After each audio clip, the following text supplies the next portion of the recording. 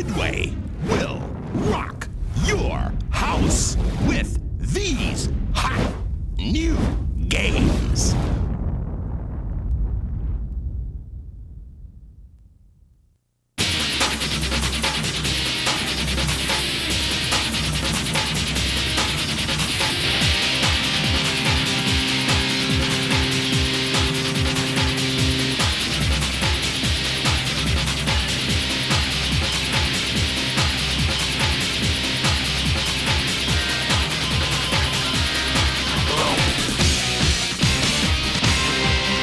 Midway Rocks the House.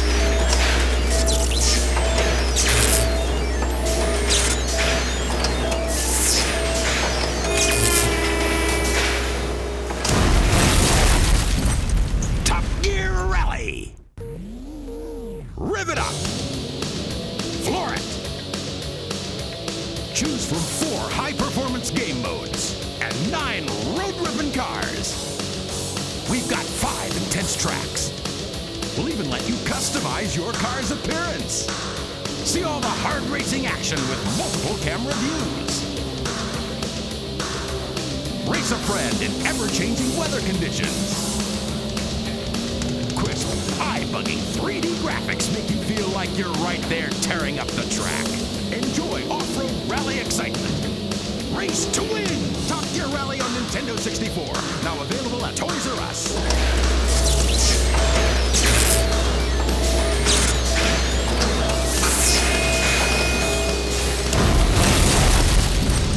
Things are out of control in the streets of San Francisco. Smoke the tires. Burn rubber. Catch some air. Strap yourself into one of 8 screaming machines on 24 accurately detailed tracks modeled after the real streets of San Francisco. Hidden shortcuts are waiting to be discovered on every track. Walls are friendly, so take those corners fast. Look out! This could hurt! Race a buddy and slam his doors with 2-player split-screen racing. Oh, yes! Intense competition! Check out the superior 3D graphics. Drive hard. Drive fast. Drive high. Don't lose it. This game is hot. Available at Toys R Us mid-November on Nintendo 64.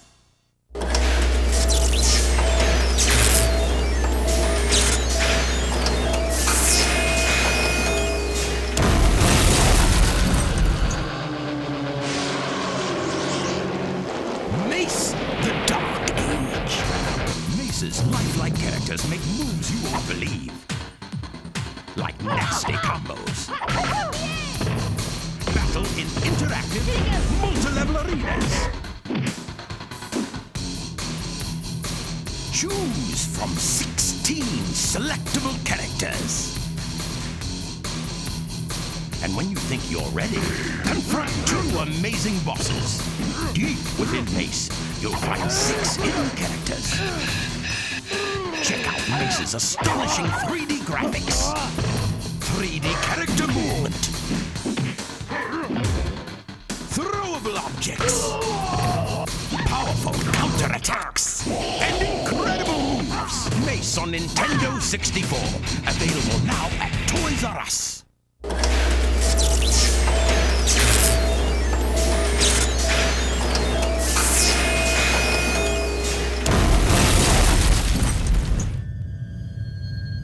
Mortal Kombat Mythologies Sub-Zero. It's classic Mortal Kombat in a whole new light. An all-new storyline explores the Mortal Kombat mythos with all new adventures. You'll feel heart-pounding excitement. And immerse yourself with hours of exploration. 30 different enemies never seen before.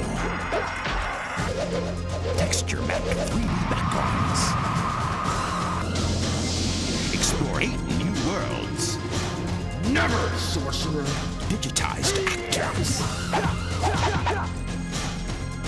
cinematic sequences bring Mortal Kombat and Sub-Zero to life.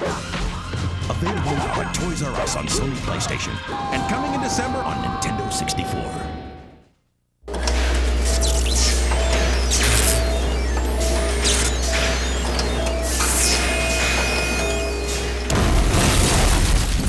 Maximum force. It's time to lock and load, pal. Bear down and fight nasty terrorists. Realistic graphics create lifelike. Realistic action. And live-action sequences place you right into the line of fire. You'll hop aboard helicopters, ATVs, and underwater vehicles as you chase down and target terrorists. Feel the intense action. Available now at Toys R Us on Sony PlayStation and Sega Saturn. There's no such thing as too much firepower.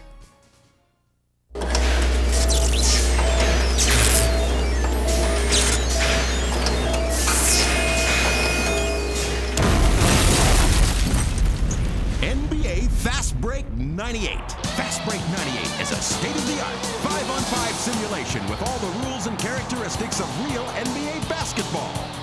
With real NBA players, accurate team rosters, all 29 NBA teams. You can trade players, sign free agents, and even create a player with the characteristics you want.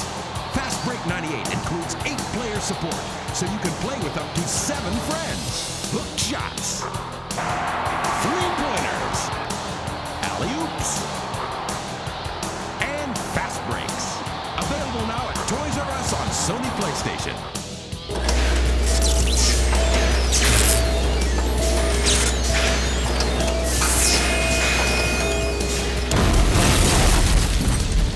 Wayne Gretzky's 3D Hockey 98. The great one is back with real NHLPA players,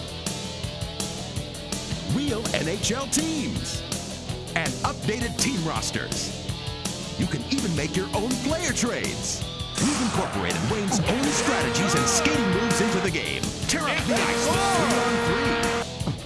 3-on-3, 4-on-4, and 5-on-5 games. Play 82 game seasons just like the pros. 7 selectable camera angles, blistering slap shots, deceptive wrist shots, and unstoppable one-timers are all at your fingertips. So hammer the puck and burn the net. Available at Toys R Us for Thanksgiving on Nintendo 64 and coming in December on Sony PlayStation.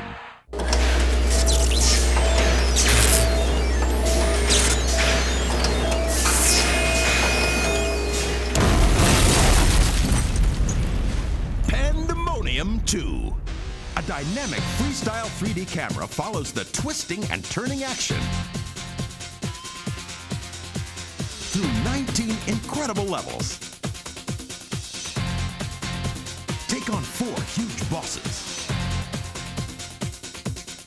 And watch out for hidden bonus areas and secrets. Awesome graphics create a strikingly beautiful new world. Fight with Fargus's projectile magic weapons or Nicky's shooting capabilities. There's climbing, swinging, and edge-grabbing excitement. Available now at Toys R Us on Sony PlayStation.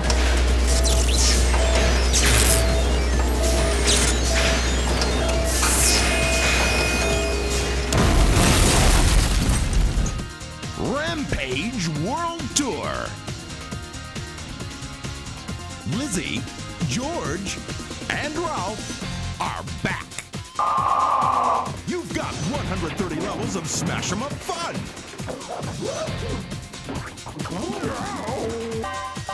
Many bonus levels. Grudge match levels. And even hidden levels, making Rampage World Tour a never-ending quest to wipe out humanity. Search for hidden surprises or secret moves. You can simply bash or even boogie if you like. the humanity! Available now at Toys R Us on Sony PlayStation and Sega Saturn.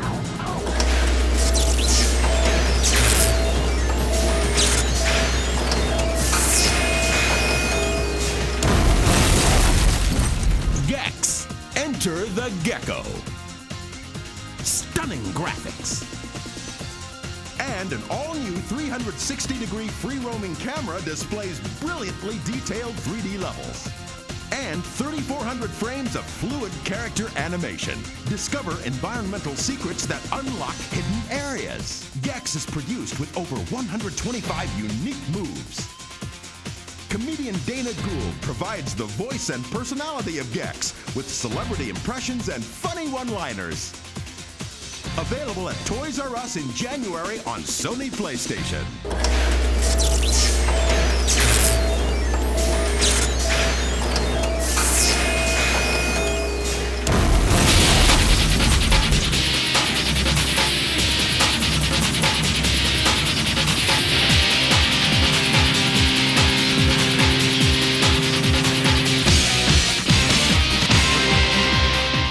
Midway Rocks The House.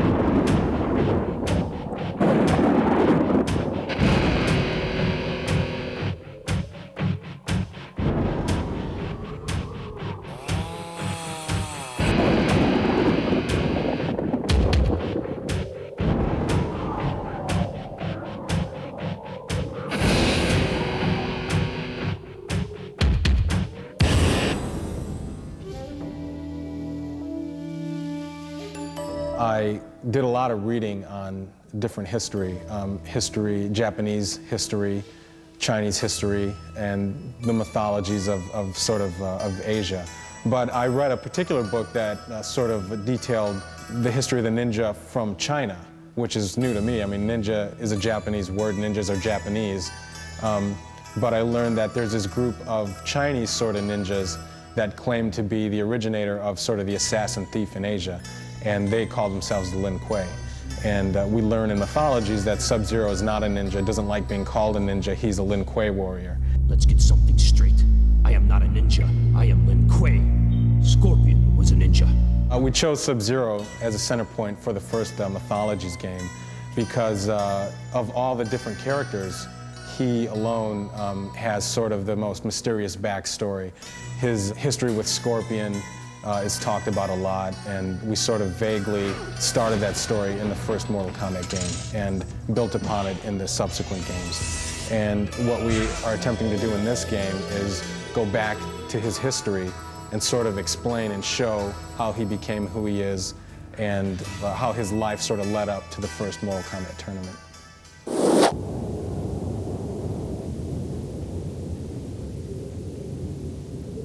One of the special things about Mortal Kombat Mythologies is that it's actually the first Mortal Kombat adventure game to be introduced to the home. Whereas most of the previous ones were basically a translation of an arcade game, so everybody knew exactly what they're getting. This game is a lot more of a, original element involved in it because you're going to be seeing things that you've never seen before.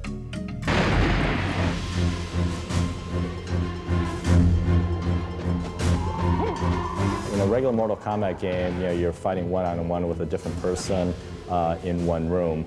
Here, you still fight against the computer in one room, but once you're done fighting them, you have a whole nother world to travel around in. Along the way, there's a bunch of pitfalls. There's pillars that smash on you. You can fall onto spikes, and there's blades that crush you to death. Or you could be fighting in a fire world where you're just trying to get through without being burnt to a crisp. You could go off on a tangent and just explore something maybe that you think might do something, but it may not. But it'd be worth the reward if you can get it to work. Sub-Zero actually gains experience throughout the game, and he gains certain powers, he picks up certain items. It's a cool game. It takes you into the world of Mortal Kombat. It's like an interactive movie. As a programmer, I get to implement a few features in the end of the design process that maybe actually some of the other team members don't even know about.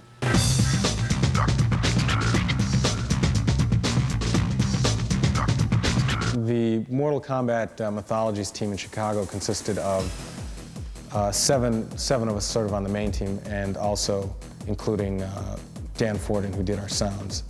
The programmers basically took the artwork that was done and handled Sub-Zero traversing through the environments and took care of a lot of the elements with the fighting and things of that nature, and obviously dealt with issues of the gameplay. The artists did everything from digitizing live actors to building 3D models and texture mapping them and doing keyframing and motion capturing. And now, on to Hollywood.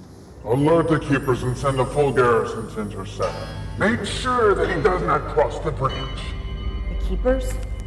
But he's just immortal. Do not question me, Serena. More importantly, do not fail me. We create the full motion videos by shooting live actors against a green screen. And then after we do that, we edit that footage down and then hand it off to the artists. And the artists take it and they composite 3D graphic images behind the actors so that it just looks like a real world. To give you an idea of how incredible the artists who worked on the FMVs were, we did a scene that consisted of nothing more than a chair and two actors, and everything else around them was created in the computer. And when I look at that scene now, it's still tough for me to remember what it was like when it was just green. There is more movies in the game than you immediately see, and so if you play your cards right, you can see what else is in there. But and it's a very privileged thing to find these missing things.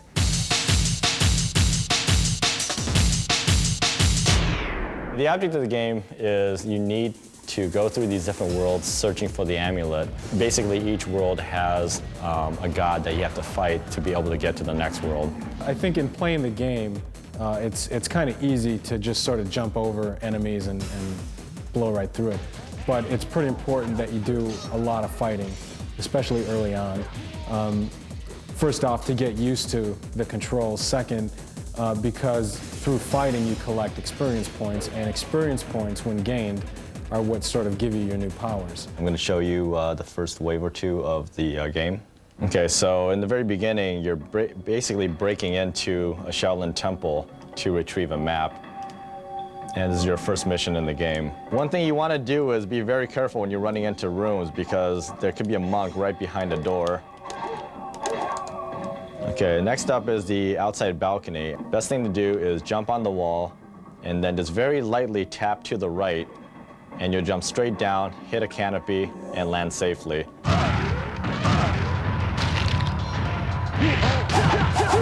Obviously, you have to learn how to do combos. You can fight opponents without learning combinations, but it'll take you a lot longer to finish them off. To start the first punch combo, it's just you hit high punch. When you're in close on a guy, hit high punch twice, and you'll immediately go into a two-hit combo. One of the best things to do is to take your time going through each world and really go through every nook and cranny and try to find things, because later on, when you're at the end of the game, you might need something that was, hanging around 3 worlds back. When Mortal Kombat players first play this game, they forget almost sometimes that there is an inventory screen there, and the inventory screen can save your life. I'd say the best thing to keep in mind is that when you're running low on health, don't forget that if you have some healers in your inventory, you want to go in there, select them, and make sure that you use them to sort of boost your health back. The Wind World, which is the second level in the whole game, is probably one of the hardest. It's a lot of fun. Once you get used to making the jumps, which look a lot more difficult than they are, it's a lot of fun to play. Now, the secret of jumping from windmill to windmill is to jump earlier than you think you need to, right now. In this particular game, the controls of the character are identical to what they have been in the previous Mortal Kombat. The high kicking, high punch, sweep kicks, roundhouses, all of those have been retained. A player that goes through Mortal Kombat Mythologies from beginning to end and learns all the hidden secrets in that game could potentially use what he's learned from that game to find some of the hidden features in Mortal Kombat 4.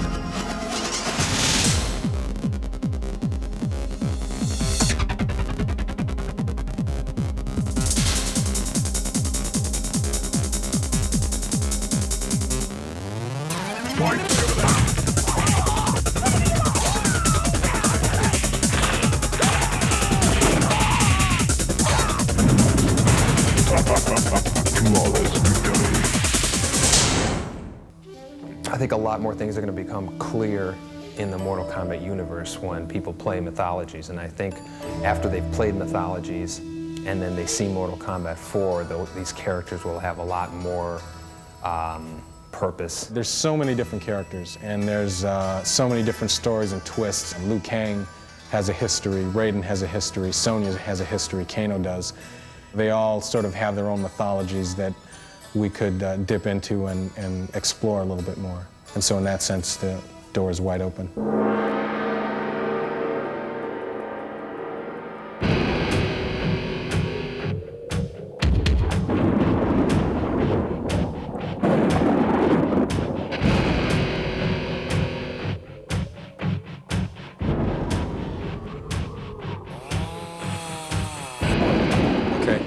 All right, players, here we are on the outside of Midway Games here in Chicago, and I'm going to take you inside and we're going to go on a little tour and we'll meet a lot of developers and people who make the games that you guys play. We have lunch in here daily, and these are all the different games we play. We got a few people working on off-road, looks like, here in the back. Maybe you can get a peek at them.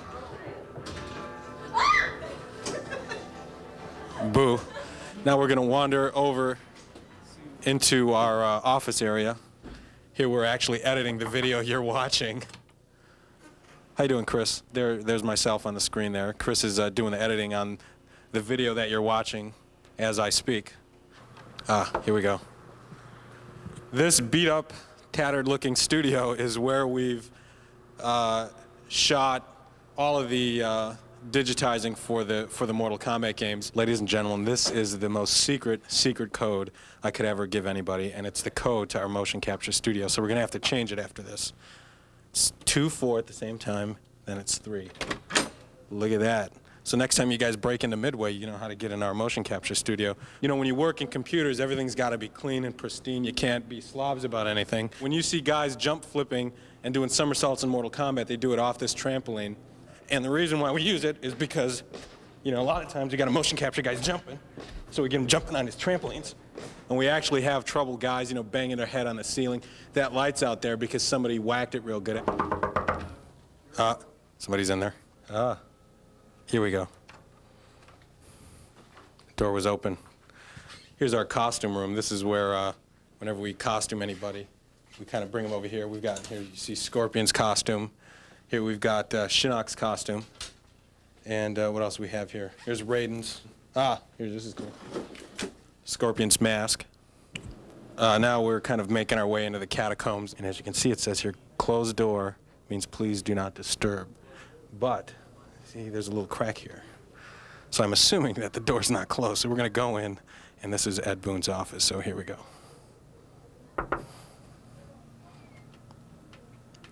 Oh, they seem to be in the middle of a deep thought here, putting together a video. And they're not too amused, so we'll just leave them. And here's our good friend Eddie Ferrier. He's been a playtester here for a few years. Eddie, what's the best game you've ever played? All right, you didn't hear that. What's the best game you ever played? Sub-Zero. There you go. Here we've got the godfather, the doctor of video games, Eugene Jarvis, creator of all. Some call him God. What do you call yourself? Face. That's a wrap. That's good. That's a wrap. Let's end it there. One of the things, I'm not sure how many people know Sub-Zero's fatality in Mortal Kombat 4, but his fatality involves pushing 3 buttons at the same time. That's it. Nobody even knows. I haven't told anybody that one. Yes, there are fatalities in this game. There are only a couple different circumstances where Sub-Zero can do a fatality. And, you know, we don't like giving away clues or hints anywhere, but just for the people watching this tape, in the map room in the temple, Sub-Zero can perform a fatality against Scorpion if you stand about an arm's length away from him and you push forward, down, and forward, and then push high punch. Sub-Zero will perform a fatality. So that's just between you and me. You being the people watching this tape and me being the guy sitting right here. That was stupid.